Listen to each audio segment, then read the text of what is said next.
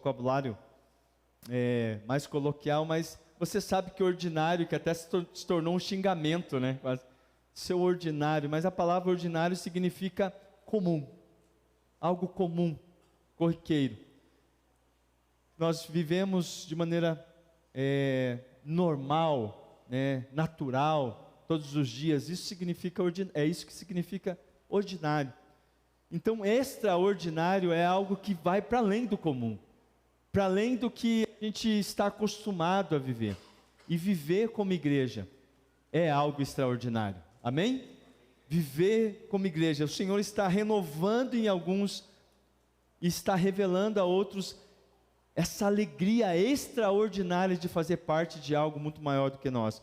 E o apóstolo Paulo, escrevendo aos irmãos em Éfeso, na igreja de Éfeso, ele fala assim: agora, para que agora, pela igreja, a multiforme, multifacetada sabedoria de Deus seja revelada neste mundo por meio dessa igreja. É disso que eu e você fazemos parte. Amém?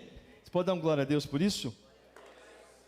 O autor Larry Crabb, autor de vários livros, inclusive um deles nós temos aqui na nossa lojinha, que em breve será reativada, mas nós temos esse livro chamado O Lugar Mais Seguro da Terra, e ele fala de uma comunidade cristã autêntica e transformadora. A igreja é uma comunidade cristã, é uma comunidade de fé autêntica e transformadora.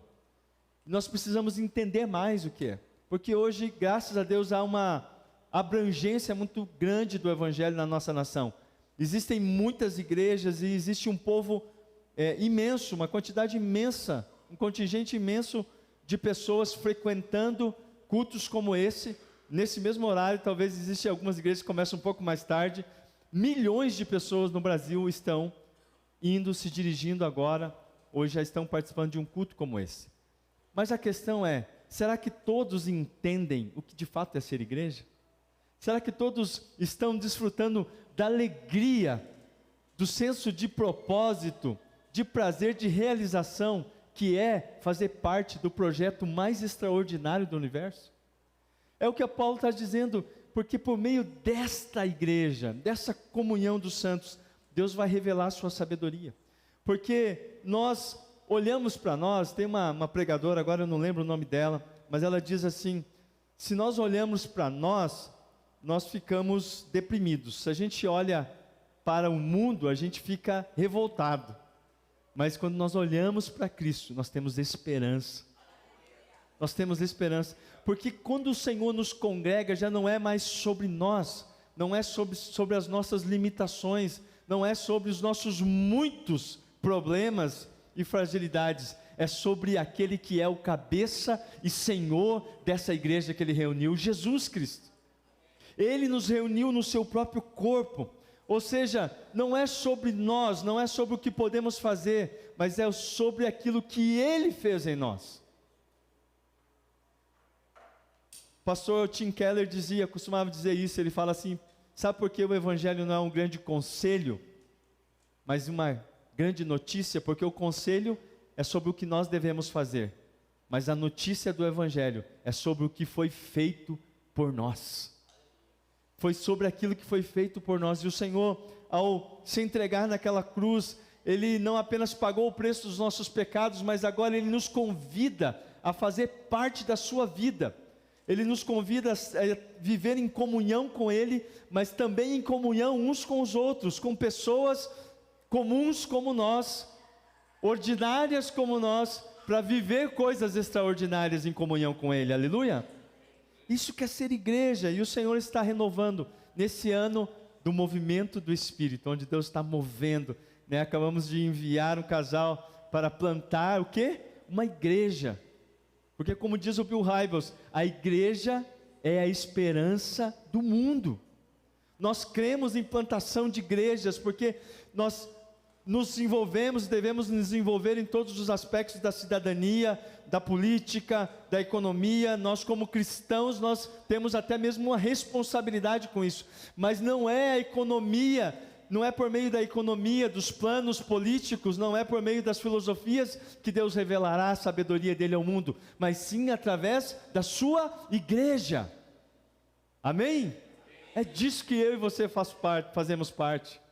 É deste projeto que nós fazemos parte. E o Senhor está renovando uma alegria, um prazer, e eu sinto o Espírito soprando isso sobre nós como igreja nesses dias. Essa semana eu tive um pequeno gostinho, um vislumbre apenas do que aqueles 4 homens que desceram paralítico pelo telhado para que Jesus curasse, viveu. Eu e mais 3 camaradas. Gabriel está aqui, Gabriel Miranda. Cadê o Denis, não está? Rafa não está? Faltaram ao culto hoje à noite também. Expus os irmãos. Não foi intencional. Mas nós estávamos atrás dessas águas, Quero agradecer mais uma vez a generosidade dos irmãos que ofertaram por meio do âmbito social. E de repente a gente descobriu um fenômeno. Não tinha água mais em Curitiba. Em todos os mercados da região, aqui que a gente ia, ou não tinha mais nada, ou eles estavam restringindo a compra, e a gente queria comprar precisava comprar uma grande quantidade, e começamos a nos mover de mercado em mercado, uma caravana de carro indo para lá e conversando com pessoas, ligando para a gente, e até que eu liguei para o Gabriel e ele falou assim: olha, acabei de passar no mercado lá no Atuba, que tinha, mas eu já passei uns 20 minutos, eu posso voltar. Gente, vocês sabem como que está o Atuba, 5 horas da tarde, aquele trânsito. Eu falei assim: mano, você está com essa fé, então volta, quando você chegar lá me avisa que a gente vai. E ele voltou lá e tinha ainda uma quantidade. Deus já tinha preparado um irmão lá. Orem pelo irmão Cabral, já estou chamando ele de irmão. O irmão Cabral, um funcionário que já passou o estresse num pallet para a gente.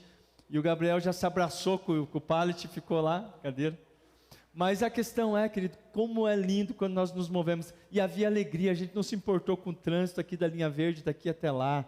A gente estava tão empolgado em conseguir carregar essas águas, porque o amor se movimenta, porque ser igreja é isso. Querido, eu entendi assim, que aqueles homens queriam ver a cura, assim como nós queremos ver o socorro chegando lá no Rio Grande do Sul, e eles não se importaram em subir naquele telhado, correr o risco de cair de lá, de passar vergonha, serem criticados, serem enxotados de lá, para descer aquele homem e dizer: Senhor, o Senhor pode fazer. Isso é um pequeno exemplo do que é ser igreja. Eu vejo o Espírito Santo soprando sobre nós esta alegria de viver um projeto extraordinário. Querido, eu me senti muito realizado. Você pode dizer: pastor, mas não é algo tão simples. Mas a gente tem visto aqui o movimento de doações. Quando a gente chegou aqui com 3.000 águas, a gente já está quase dobrando já as pessoas trazendo aqui. Porque ser igreja é algo empolgante. Ser igreja, e isso, mas tem muita gente fazendo isso também, tem muitas associações, e glória a Deus, gente. Nós não vamos criticar ninguém que esteja fazendo bem, glória a Deus, iremos nos unir, mas é que nós fazemos isso com um olhar no eterno. Nós não estamos fazendo isso apenas por causa de uma circunstância. E eu falei de manhã, queridos, eu espero que isso seja apenas um start. Nós já temos nos movido todos os domingos, você não vê aquela pilha de água ali, mas você vê um carrinho de compras que sempre está cheio de mantimentos, cesta básica. Essa é a campanha que a gente faz continuamente pelo âmbito social. E a igreja tem participado, mas eu creio que nós podemos ir além, por meio desse pequeno passo de fé. Deus levantou uma pessoa que não é dessa casa, que tem ofertado mais do que toda a igreja junto, de 2 em 2 meses, mantimentos para este projeto social. Ser igreja atrai amor, ser igreja move corações. Então nós estamos experimentando isso.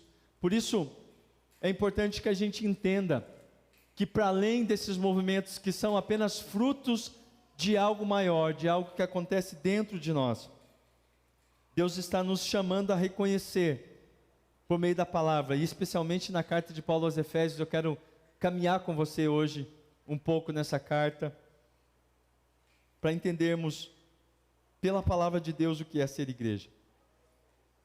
Quero falar com você hoje também sobre 4 coisas que nós vamos aprender a reconhecer quando esse entendimento do que é ser igreja, quando a gente começa a viver como corpo de Cristo, que vai acontecer em nós. 4 coisas que nós vamos começar a reconhecer. Eu quero já ir para a primeira delas. Diga assim comigo: reconhecer nossa tão grande perdição.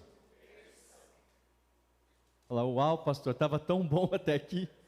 Estou falando de coisa empolgante, de tanta beleza e mover de Deus, mas nós precisamos passar por isso. E eu quero ler o texto de Efésios 2, dos versículos 1 a 3, que diz assim: Ele lhes deu vida, quando vocês estavam mortos em suas transgressões e pecados, nos quais vocês andaram no outro tempo, segundo o curso deste mundo, segundo o príncipe da potestade do ar, do espírito que agora atua nos filhos da desobediência.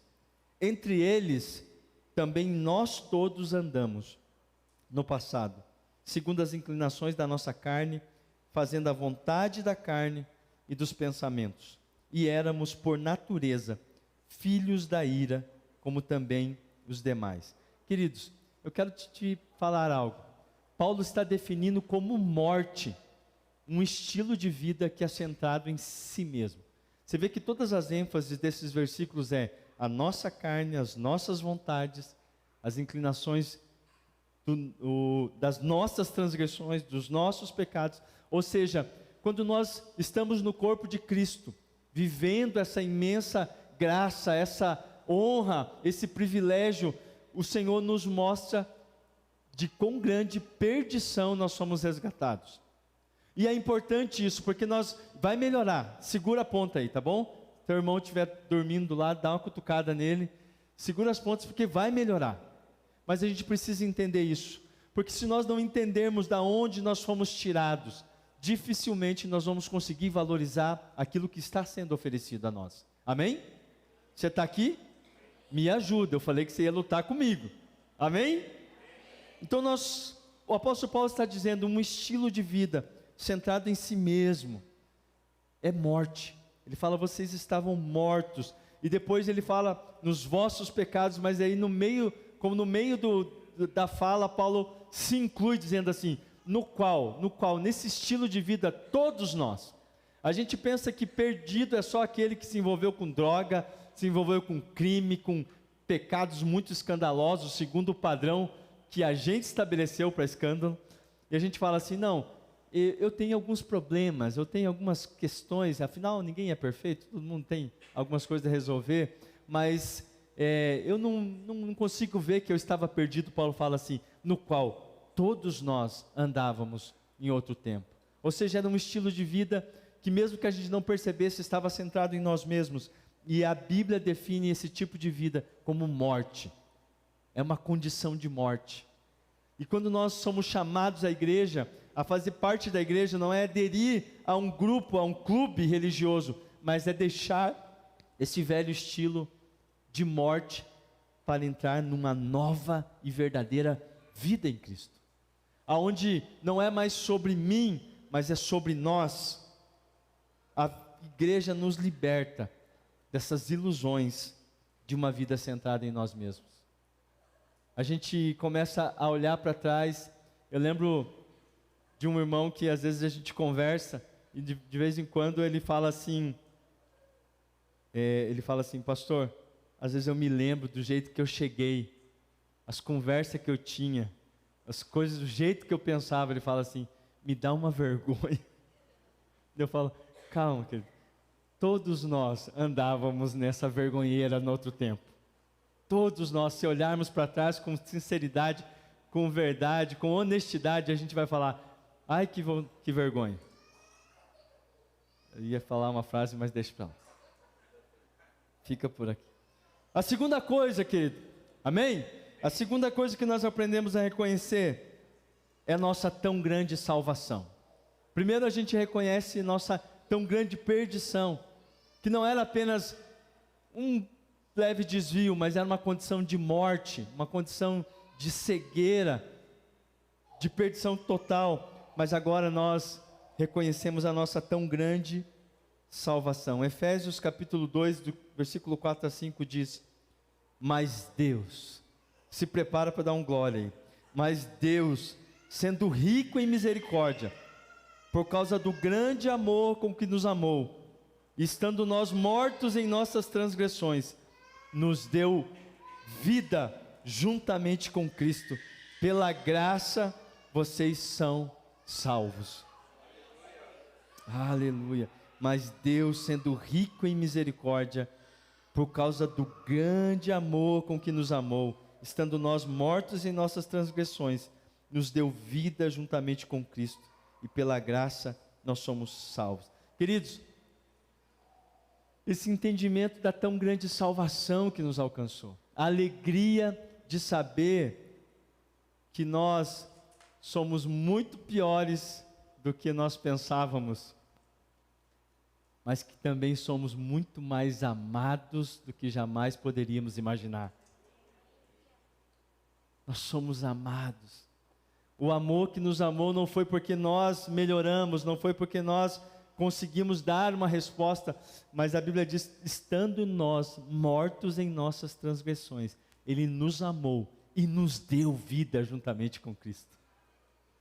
Querido, isso precisa incendiar o nosso coração, isso precisa iluminar o nosso entendimento do que é ser igreja, porque o apóstolo Paulo, escrevendo aos irmãos lá de Corinto, ele diz assim: porque há entre vós alguns que não discernem o corpo de Cristo, porque alguns não discernem o corpo de Cristo, é por isso que há entre vós muitos fracos e doentes. Ele não está dizendo apenas de doenças físicas, mas ele está falando de fraqueza espiritual, de adoecimento espiritual, de gente que está congregando domingo após domingo numa igreja, indo a um templo, mas ainda se sente fraco, ainda está suscetível, ainda está sendo influenciado, guiado pelo curso deste mundo, porque não discerne. A palavra discernir significa compreender profundamente, olhar de perto, conhecer minuciosamente. Ele fala, porque quem não discerne esse corpo, não entende de verdade o que é isso, vai estar fraco, não consegue absorver de tudo aquilo que Deus está disponibilizando. Ou seja, entender a igreja é saber que nós somos transportados, como diz o apóstolo Pedro na sua primeira epístola, nós fomos arrancados do império das trevas e transportados para o reino do Filho do seu amor. Fala, nós somos agora raça eleita, sacerdócio santo, povo escolhido de Deus, para anunciar as virtudes daquele que nos chamou das trevas para a sua maravilhosa luz. É uma grande salvação, não é uma pequeno ajuste no nosso estilo de vida, é um transplante da morte para a vida. Tão grande salvação. Nós somos muito piores do que a gente pensava, mas nós descobrimos que somos muito mais amados do que nós poderíamos imaginar.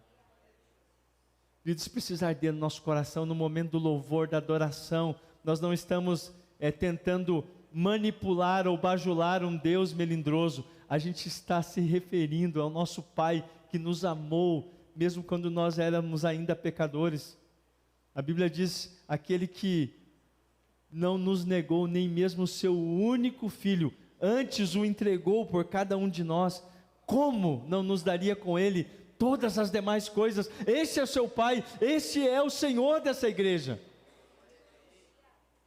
Nós somos amados com um amor incrível, e é por isso que a gente pode se mover em amor. Não é porque nós somos bons, a qualidade da igreja não é derivada da qualidade dos seus membros, mas da virtude, da qualidade do cabeça e daquele que une e sustenta esses membros, Jesus, o nosso Senhor.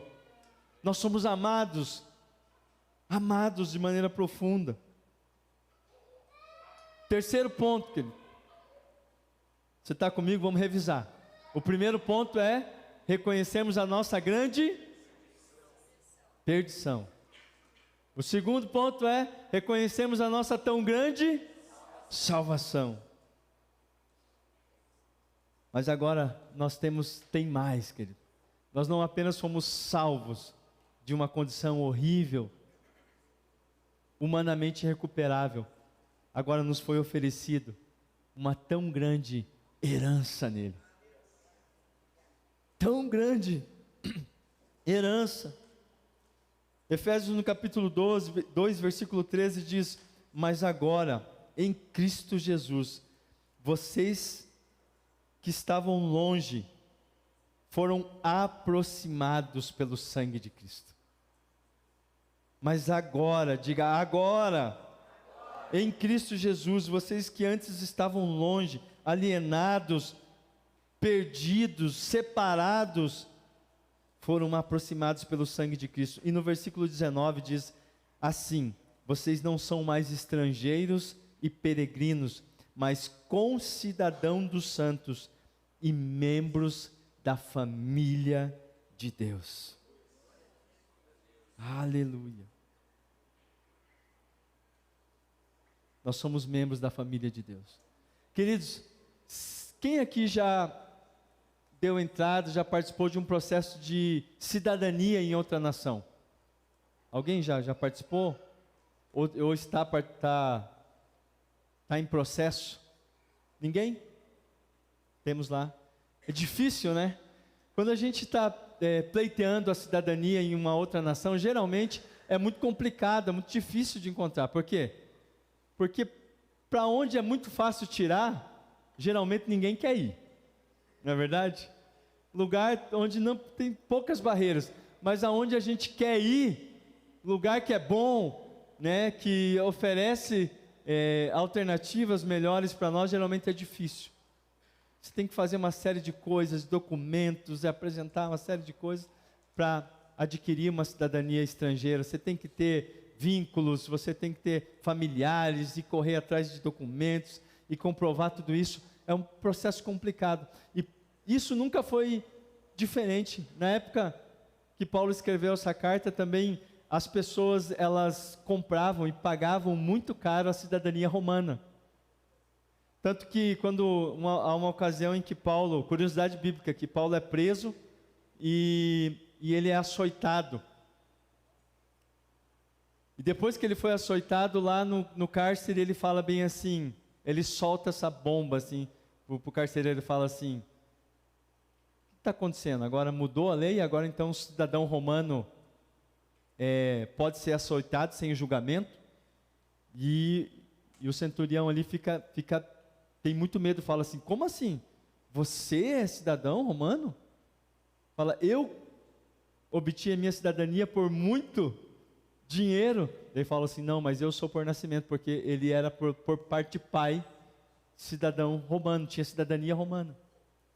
Então, quando o texto bíblico, quando Paulo usa essa expressão, agora vocês são concidadãos dos santos, e são parte da família de Deus. Aquele povo estava entendendo muito bem o que é isso. É um acesso, querido, que não é algo pequeno, de pouco valor, é um direito, porque quando você se torna cidadão oficial de um país, você goza de plenos direitos e também responsabilidades, mas você está protegido pela lei, todos os benefícios que cada cidadão daquele país tem, você também pode acessar. E agora Paulo está dizendo: vocês são co-cidadão dos santos, vocês têm uma cidadania de Deus, mas ele vai além, e ele coloca aqui o princípio da adoção. Ele fala: vocês também são membros da família de Deus. Mais profundo do que o processo de cidadania, que já é muita coisa. Ele fala assim: vocês são parte da família de Deus. Vocês são filhos. Para quem ainda não sabe, nós como família estamos no processo de adoção de mais uma criança. Nossa vida está muito tranquila. A gente não tem muita coisa para fazer. Então vamos agitar um pouco esse negócio. Mas deixa eu contar para você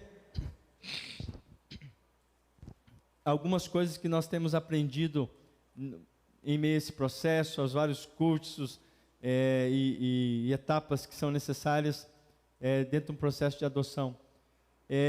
A gente começou a participar de grupos, de palestras com famílias que estão em processo também, ouvindo famílias que já vivem essa realidade e aprendendo muito, e tem sido muito gratificante.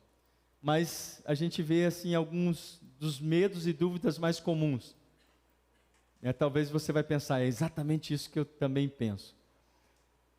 Uma das dúvidas que as famílias perguntam ali aos psicólogos, aos promotores de justiça, ao pessoal da vara da infância se depois que eu concluir o processo de adoção, um dia essa criança chega lá e fala assim, eu não quero mais viver nessa casa, você não é meu pai, você não é minha mãe, eu não quero mais ser seu filho, e aí o que a gente faz?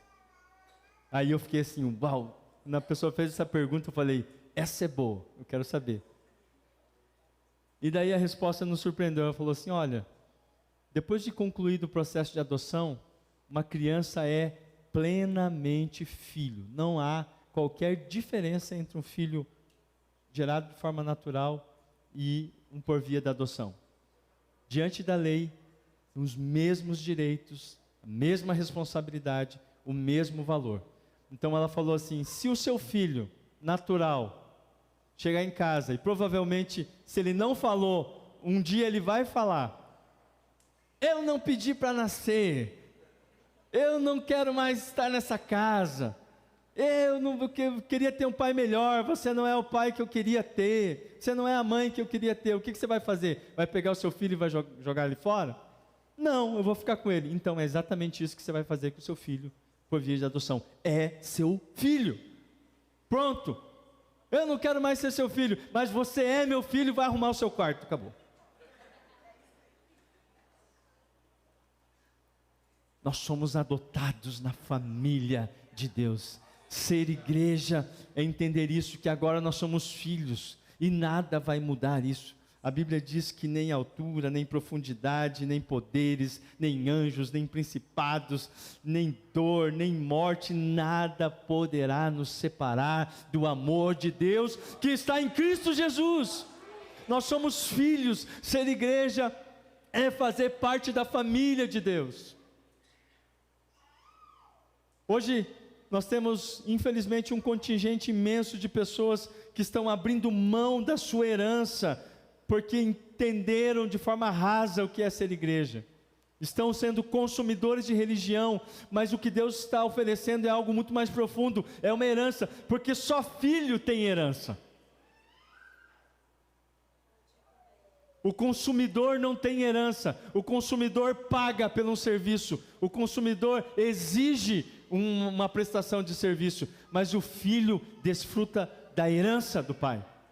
Ser igreja é entender isso, que nós somos cidadãos dos céus, nós temos plenos direitos e também temos todas as responsabilidades de cidadão, somos filhos, somos parte da família de Deus, gozamos de todos os direitos e também das responsabilidades, mas nós não vivemos como escravos, não somos consumidores, nós somos herdeiros de Deus. Deus está soprando um vento nesse ano de movimento do Espírito, o Senhor está enchendo as nossas velas, para entender o que é ser igreja. Querido, talvez você está falando, pastor, meu Deus,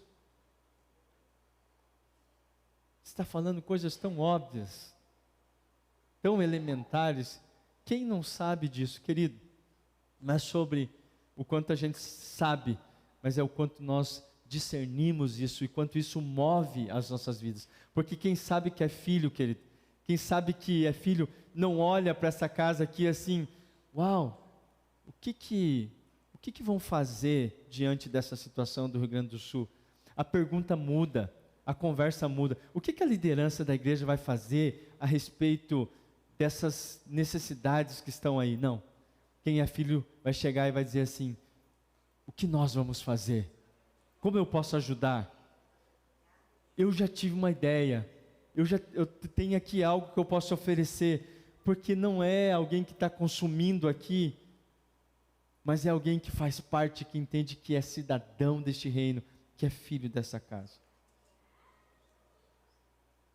De um lugar de indignidade, de insignificância, somos chamados à dignidade de filhos e à honra de sermos cidadãos do reino de Deus. Mas tem o quarto ponto. Nós somos chamados a reconhecer, mas antes a gente vai recapitular os três primeiros. O primeiro, nós somos chamados a reconhecer nossa grande Depois nós somos chamados a reconhecer nossa tão grande. Então nós começamos a reconhecer nossa tão grande herança, para entendermos a nossa tão grande vocação. A palavra vocação, querido, está em Efésios capítulo 4, versículo 1, diz assim: por isso eu, prisioneiro no Senhor, peço que vocês vivam de maneira digna, Vitor, digna, de manhã eu falei, digna, de maneira digna da vocação a que foram chamados. A palavra vocação no grego é eklesis, que significa um chamado para, é uma convocação para algo. Nós não somos chamados. A igreja, eu amo a frase do pastor Carlito Paes, ele diz assim: a igreja não é um ponto de chegada, a igreja é um ponto de partida. Nós nos reunimos aqui para conhecer a nossa identidade, para saber e exercer a nossa vocação no mundo. Porque o texto que nós lemos no começo diz que Deus há de revelar a sua multiforme sabedoria por meio da igreja. Algo que precisa ser revelado.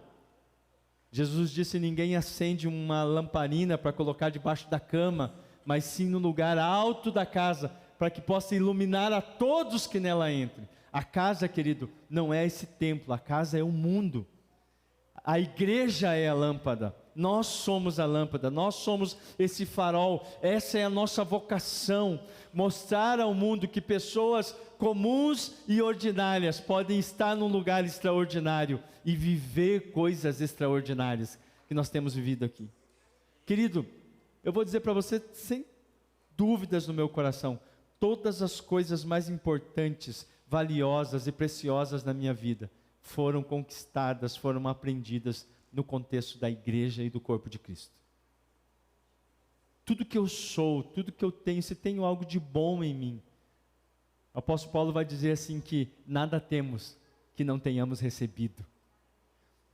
Eu não tenho nada que eu possa dizer, isso eu trouxe de mim mesmo, isso veio comigo, isso é meu. Tudo que eu tenho de bom, e pela graça de Deus eu tenho muitas coisas boas, mas isso tudo foi construído num contexto de igreja, de corpo, de relacionamentos. Queridos, eu lembrei, eu quero aproveitar, não falei de manhã, mas eu quero aproveitar aqui a presença da minha mãe para honrá-la. Eu lembro que logo no início, ali com 19, 20 anos, quando estava começando a pregar as primeiras vezes na igreja que a gente congregava, eu lembro que um dia chegando, eu era solteiro ainda, que estava voltando para casa, e talvez ela nem vá lembrar, mãe, você nem vai lembrar, mas um dia minha mãe falou assim: filho, eu preciso te dizer algo. Eu falei: olha, diga-lhe, diga-lhe, né? Ela falou assim, minha mãe não é muito de se expressar assim, né? Ela falou assim: filho, tem um chamado de Deus na sua vida para a palavra, é diferente quando você fala. E eu lembro que muitas pessoas já tinham falado isso para mim, eu ficava ali, né, na dúvida, naquela insegurança, mas eu lembro no dia que a minha mãe falou isso para mim, entrou no meu coração aquilo, eu falei: é verdade. Foi com muita autoridade. Queridos, quem fala ao seu coração? Quem tem despertado em você esse senso de uma vocação?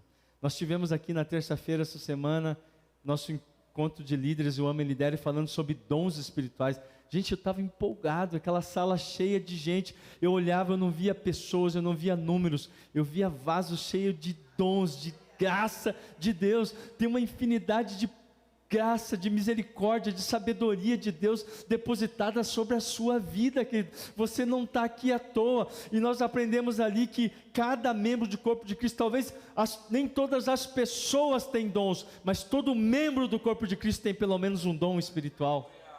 Nós somos chamados, a Bíblia diz que Deus distribui liberalmente dos seus dons sobre todos os filhos. Então, querido, ser igreja é viver um lugar, é estar num lugar onde nós somos chamados, encorajados a viver para além de nós mesmos. Nós somos chamados a reconhecer algo que está dentro de nós. Nós fomos ministrados no mês passado no Núcleo de Comunhão, né? O pastor Joel Pereira, ele falou que aquela palavra, quando Deus diz assim, venha a luz, né, na ocasião de Gênesis, na criação, porque os luminares só foram ser criados no quarto dia, quando Deus fala venha a luz, ele trouxe o significado daquela palavra, diz assim, que é uma luz que já está oculta dentro das trevas, ele diz vem para fora, e ele trouxe esse entendimento, que Deus está bradando, que o Espírito brada sobre nós também, para que essa luz, essa graça do Espírito que está dentro de nós, ela venha para fora. Querido, quando você está na igreja, quando você está entendendo que essa igreja, você sabe que tem muita coisa a aprender, queridos. Eu tenho muito a aprender e eu quero muito crescer, todos nós temos, mas existe algo dentro de você que o Senhor já depositou, que pode ser manifestado agora. O texto começa dizendo, para que agora a multiforme sabedoria de Deus seja conhecida por meio da igreja. É agora, o tempo é agora. Se você está aqui, você foi chamado, você foi incluído nesse corpo, Deus deu um dom a você, e a igreja ajuda a revelar, a igreja ajuda a moldar, e ajuda a amplificar a sua vocação em Deus. Pode ter certeza, você não foi vocacionado para sentar numa cadeira 2 horas por semana, e ficar aqui gastando o seu tempo. Você está aqui para ser equipado por Deus, para conhecer a sua herança e para conhecer a sua vocação. E eu quero dizer, a sua vocação é ir e manifestar por meio dos relacionamentos. O chamado de Deus, vocação é um chamado para. Então agora, toda vez que alguém perguntar e fala assim, qual que é o ministério que você exerce? Você fala assim, eu ainda estou descobrindo as nuances, as ênfases, e existe isso, querido, ênfases ministeriais, ênfases de dons que Deus vai te usar, mas com certeza você tem um chamado, uma vocação. Fala, eu estou aqui para fazer o nome de Deus conhecido nessa terra, para anunciar as maravilhas daquele que me chamou das trevas para a sua maravilhosa luz. Agora, às vezes a gente não sabe muito bem o que falar para as pessoas, querido, chama alguém para vir para cá e fala assim, qual que é o argumento? Você fala, eu não tenho, somente venha e vê. Muitos estão aqui nessa casa porque ouviram esse chamado, olha, mano, eu não sei te explicar, só vem e vê, deixa a pessoa entrar aqui e ver o que o Espírito Santo está fazendo na igreja que é dele. Deixa o Espírito Santo convencer, deixa o Espírito Santo revelar o amor que Ele está construindo entre nós, deixa o Espírito Santo tocar as pessoas por meio dos dons que Ele já derramou sobre nós. Chama para vir e ver, essa é a nossa vocação. E é interessante, querido, que eu quero ler com você, que a partir do versículo 22, nós vamos perceber como, então, viver essa transição. Paulo fala, olha, vocês foram chamados a reconhecer tão grande perdição onde vocês estavam, mas também a reconhecer tão grande salvação, conhecer a herança de vocês e conhecer a vocação de vocês, que é uma nova e surpreendente maneira de viver. E como que eu faço isso na prática? Por meio dos relacionamentos. Ele vai começar a falar sobre pecados e condições da vida anterior, e como a gente vence isso por meio de conexão e relacionamento. Presta atenção comigo que lendo o texto vai ficar mais fácil de entender. A partir do versículo 22 do capítulo 4 ele diz, quanto à maneira antiga de viver, vocês foram instruídos a deixar de lado a velha natureza, que se corrompe segundo os desejos enganosos. Agora a gente já sabe que aquele estilo de vida de morte não nos satisfaz, não entrega o que promete, não cumpre as suas promessas, vende algo que não nos entrega. Então ele fala, abandone. E ele fala assim, mas se deixem renovar no espírito do entendimento de vocês, e a se revestir da nova natureza, criada segundo Deus, em justiça e retidão, procedentes da verdade. Toda a santidade que Deus quer nos dar é recebida e cultivada na dinâmica dos relacionamentos dentro do corpo de Cristo. Amém? Ficou claro para você? Então deixa eu explicar. Cada pecado da velha natureza que deve ser abandonado, a palavra nos apresenta um posicionamento em relação ao nosso irmão, que deve substituir o antigo modo de viver. Então, cada pecado é substituído pelo novo comportamento nos relacionamentos. Olha só o que diz a partir do versículo 25. Por isso, deixando a mentira, que cada um fale a verdade com o seu próximo. Olha só, os 10 mandamentos já está dito, não mentirás. Não é verdade? Não dará falsos testemunhos. Já não diz isso, só que isso é lei. Se você não cumprir a lei, você sofrerá as consequências da quebra da lei. Mas Paulo está indo além, está dizendo assim, você que antes mentia, agora fale a verdade para quem? Para o seu irmão. Agora não é mais sobre uma lei, é sobre um vínculo. Agora você é chamado a viver a verdade, porque não é com qualquer um que você está lidando. Quando você mente para esse irmão, você mente para você mesmo. Agora você está lidando com parte do seu próprio corpo. Ele diz assim, deixando a mentira, cada um fale a verdade com o seu irmão, porque somos membros do mesmo corpo. Você entende a diferença agora? A religião diz assim, não minta, porque se você mentir, Deus vai punir você. Se você mentir, você vai para o inferno. Mas agora no Evangelho, ela amplia isso, dizendo assim, se você mentir, você está enganando a si mesmo, porque a essa pessoa que você pensa enganar, ela é parte do mesmo corpo que você. Ele diz assim, fiquem irados, mas não pequem. Não deixe que o sol se ponha sobre a ira de vocês, nem deem lugar ao diabo. Quando eu permito que a ira se transforme e ela se enraize no meu coração, ele está dizendo assim, não é algo que vai fazer mal apenas a você. Se você não resolver isso, ele diz assim, não deixe o sol se pôr sobre a ira de vocês. Você tem 12 horas para resolver os B.O. Se você ficou ofendido com o irmão da igreja, vai até ele, fala, irmão, eu fiquei ofendido com a maneira como você falou, com o que você fez, eu preciso resolver isso, em frente. Relacionamentos saudáveis não são aqueles que não têm conflitos. Relacionamentos saudáveis são aqueles onde os conflitos são tratados e resolvidos. Amém? Casais, isso serve para nós também. Ficar 3, 4 dias, bicudo, dormindo de poupança virada para o outro. Não vai resolver. 4 dias no inferno, se debatendo. 12 horas é o conselho bíblico, a sabedoria bíblica. Vai e resolve. Mas ele diz assim, não é só sobre um problema que você vai ficar lidando. Ele diz assim, quando você não resolve, você está dando lugar ao diabo. É como se você abrisse a porta da sua casa. Você faria isso, sabendo que os seus filhos estão em casa, sua esposa está em casa, seu marido, você fala assim, Satanás, pode entrar, você tem, enquanto eu não resolvo isso, você tem 72 horas para ter acesso livre na minha família, faz o que você quiser. Você faria isso? Você faria isso, amém ou não? Ou não, amém? Então o que a Bíblia está dizendo, você ficou irado, querido, irar-se não é pecado, permanecer irado pode se transformar em pecado. Ele diz, não dê lugar ao diabo. Aquele que roubava, não roube mais, mas também não está escrito já nos 10 mandamentos, não roubarás?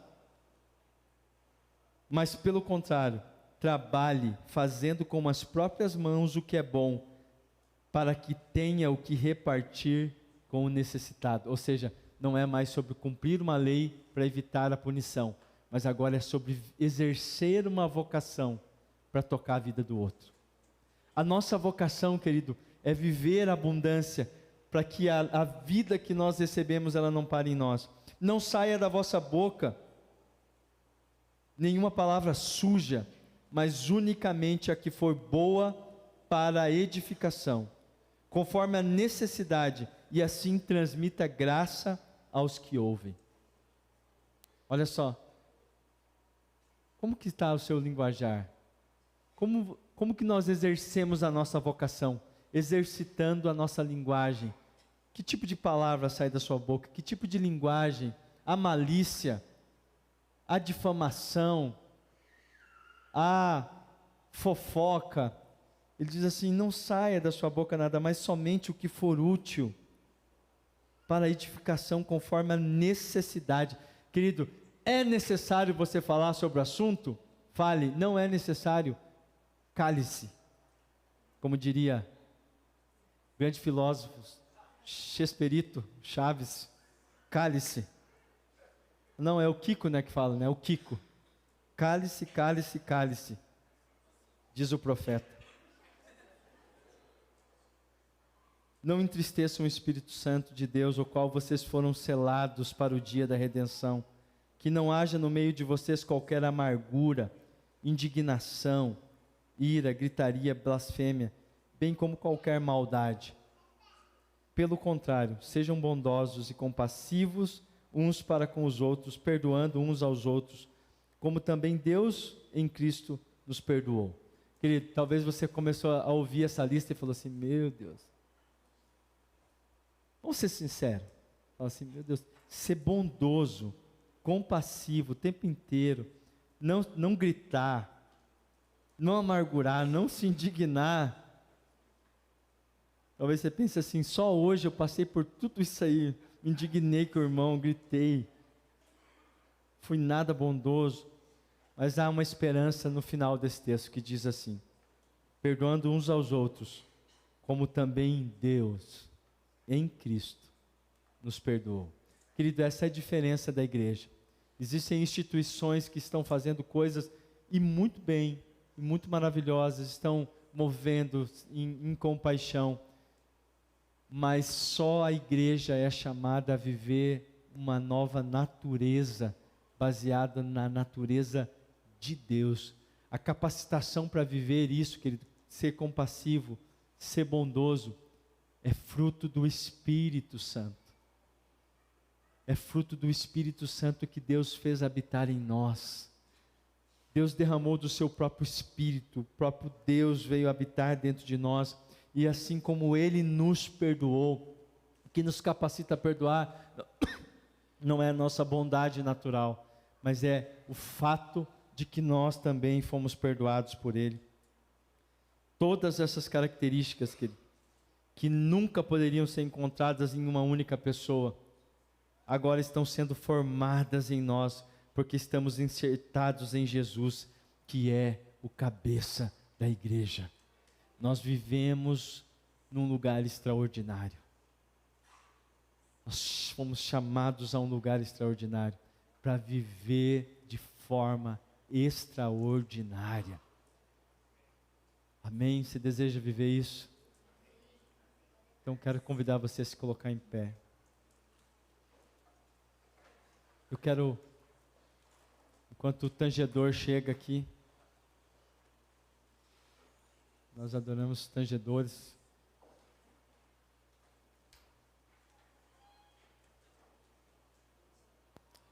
O Espírito Santo está movendo, está movendo algo aqui. Agora eu quero falar com você que é dessa casa.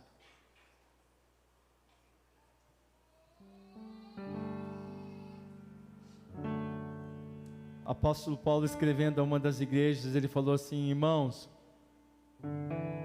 vocês podem ter muitos preceptores, muitos instrutores em Cristo.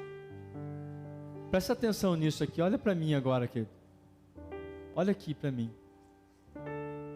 Ele dizia: o Senhor pode falar ao coração de vocês por muitas pessoas, por muitos mestres, e glória a Deus por isso. Ele fala assim: vocês têm muitos instrutores, muitos mestres, mas pais, vocês não têm muitos não. O pai de vocês sou eu. O que eu estou querendo dizer com isso? Como paternidade nessa casa, não só eu, mas junto com os demais pastores, existe um vento do Espírito soprando sobre essa casa, nos chamando a um lugar de entendimento, de alegria, de responsabilidade, como igreja do Senhor. Esse chamado é para mim e para você. Não despreze a herança do Senhor. Não seja incrédulo a respeito da vocação que Ele tem declarado sobre você. Viver neste lugar é muito mais profundo do que ser parte de uma instituição. É se envolver com o plano eterno de Deus. É uma honra e uma alegria tão grande. Nós sentimos o Espírito de Deus soprando um novo tempo para nós. Há promessas para essa casa. E essas promessas não dizem respeito a essas paredes, nem a esse som, nem a esses instrumentos. Essas promessas de uma grande colheita, dessa casa cheia, de nós voltarmos a ter problemas com o estacionamento, dificuldade de estacionamento, tem a ver com o nosso entendimento sobre o que é ser igreja. É maravilhoso o que Deus tem feito, mas Ele tem muito mais. Não há o que temer, não há do que nos pouparmos, querido. Na verdade, o seu coração anseia por isso. Todos nós ansiamos ser parte de algo maior do que nós. Então eu quero desafiar você a fechar os seus olhos agora, fazer uma oração ao Senhor, pedindo que Ele revele a você, no nível mais profundo, que de fato é ser igreja. Talvez você precise ser ampliado, aprofundado nesses 4 níveis, a reconhecer com grande perdição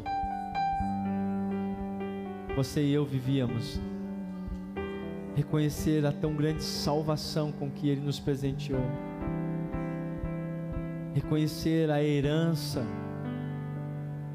o privilégio, a honra, tamanho presente que é ser cidadão e filho, herdeiro do Senhor. E reconhecer que tudo isso não pode parar em nós. Ele nos deu uma vocação. Assim como Ele se moveu dos céus e veio em nossa direção, nós somos chamados a nos mover em direção aos que ainda estão perdidos.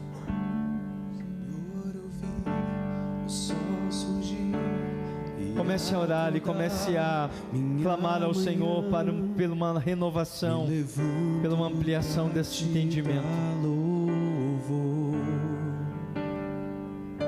Senhor, eu vi tuas estrelas a brilhar pra ti. Tu me chamas pra brilhar também. Eu te dou esta canção e levanto um clamor. Eu te entrego o meu viver.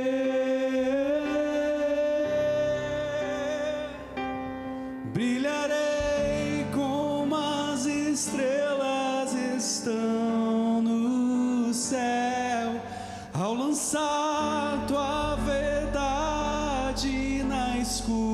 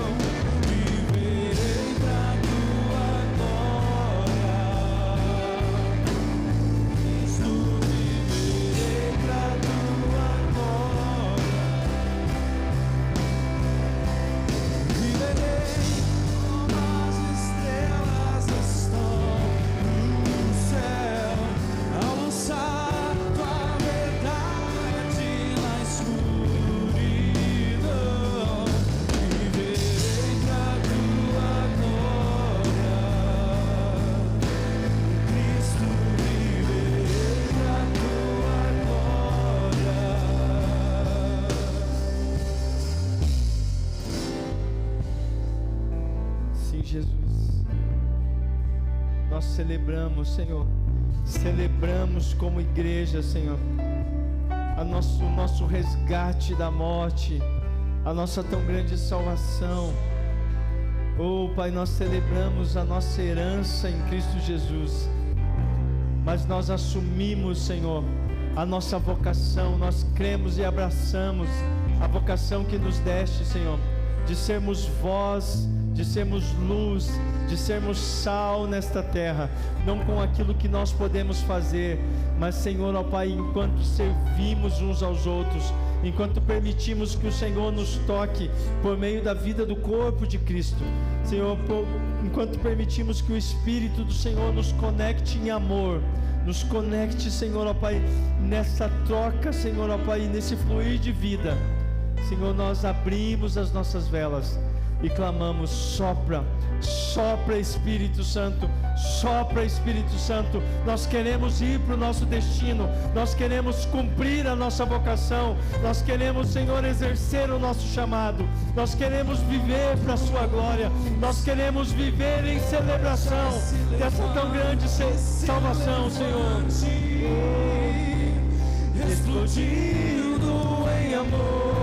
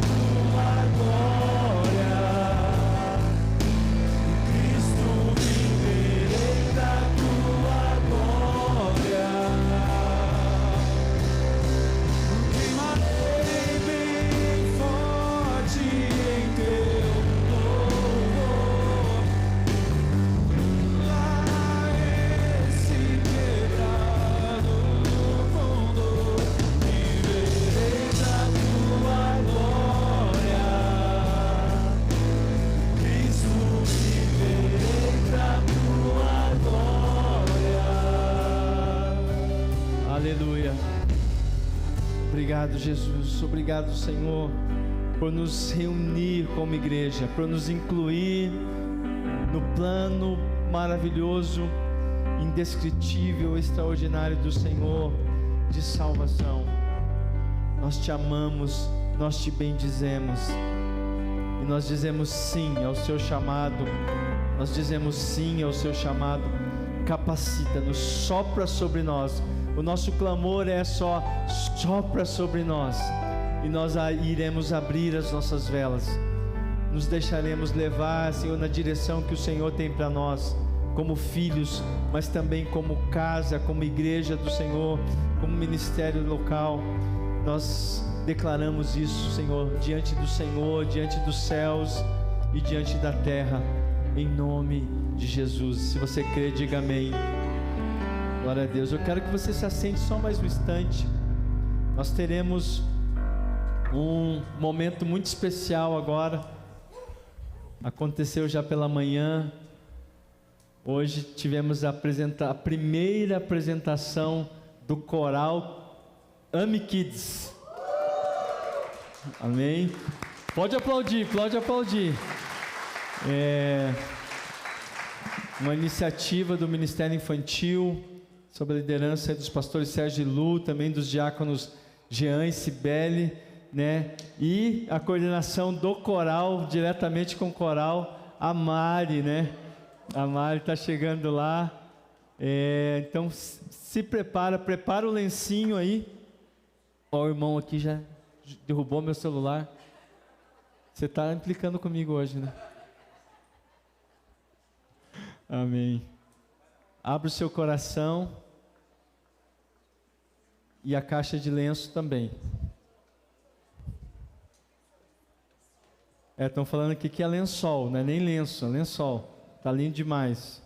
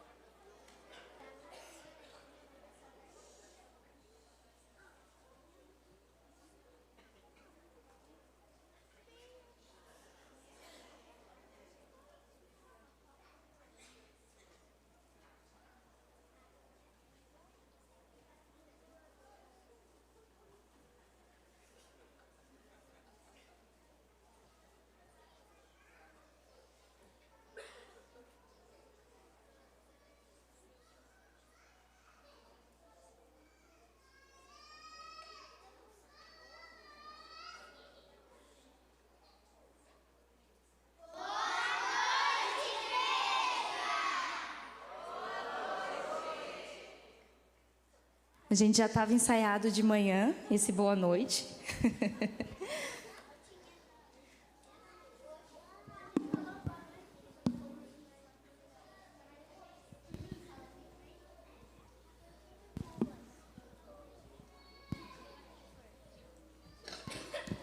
Ô, Antônio, vem mais pra cá. Ô, prof. Meu Deus, calma aí.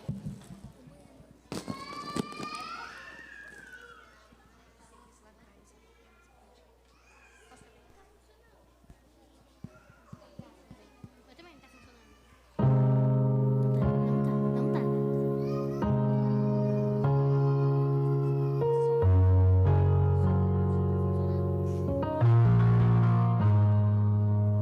Hoje é um dia tão especial pra você que não dá pra esquecer. Em vez de comemorar, eu queria te agradecer por tudo que me fez. Você me viu nascer, crescer e andar, e a cada passo meu cuidava de mim. Me ensinou tudo que eu sei e muito mais. E agora é hora de dizer que aprendi. Minha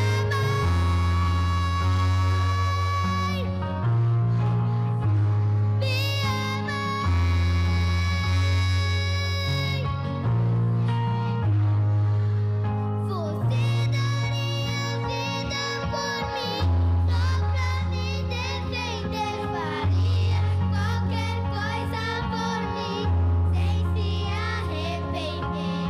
Esse é o dom de amor que Deus te deu, minha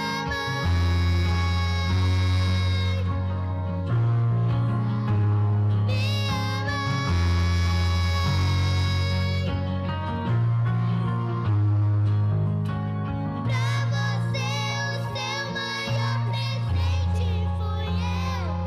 Então saiba que pra mim nós somos iguais, pois você é o melhor dos presentes que Deus me deu. Mãe, eu te amo demais.